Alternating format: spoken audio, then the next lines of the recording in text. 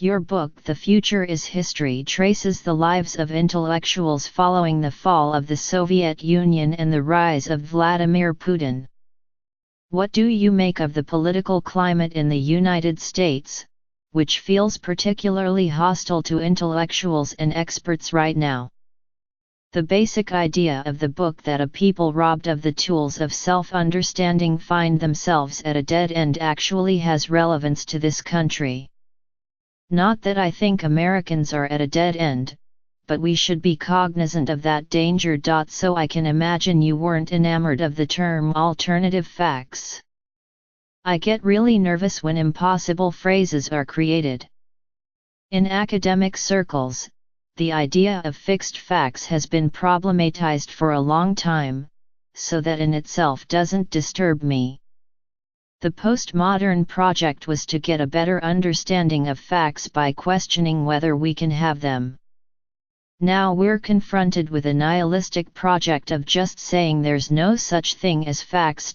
Based on what you know about the Russian government, do you believe there's going to be evidence of collusion between this president and the Russian government?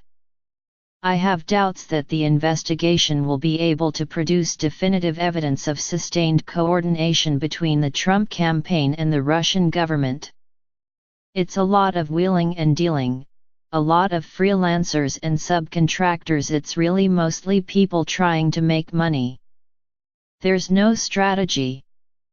Will they be able to show that the government funding was for hacking the Democratic National Committee? I don't think so. I don't think that Donald Trump is capable of holding a thought for more than 3 seconds, so how can we possibly imagine that he actually had some sort of sustained relationship that had an articulated strategy behind it? So much has been made of Trump's affinity and respect for Putin. What do you think Putin thinks of Trump? I think that he feels disappointed. Putin really assumed that once Trump, who had such clear admiration for him, was elected, it would be convenient for Trump to change the relationship with Russia profoundly and instantly. On a larger scale, I think that it's very difficult for Putin to deal with an unpredictable interlocutor, because he has always been the madman on the international stage.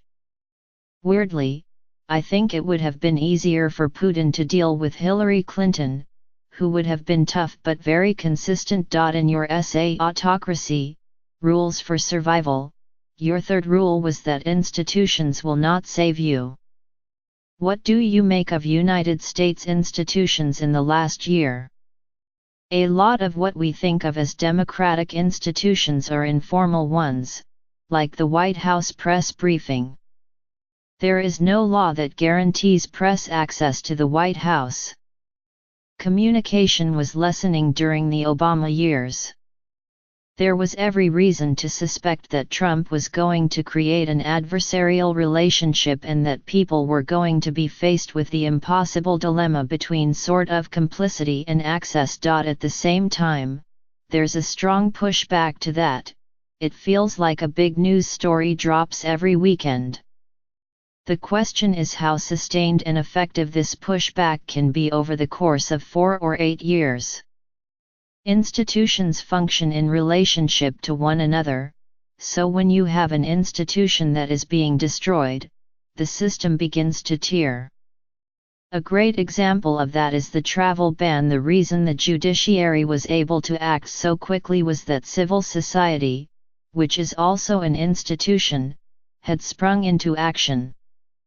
The whole democracy depends on its existence. We're seeing civil society fatigue with the different iterations of the travel ban, which is basically the exact same travel ban all over again, and that's what I'm really worried about. Gradually, the fatigue is starting to stick.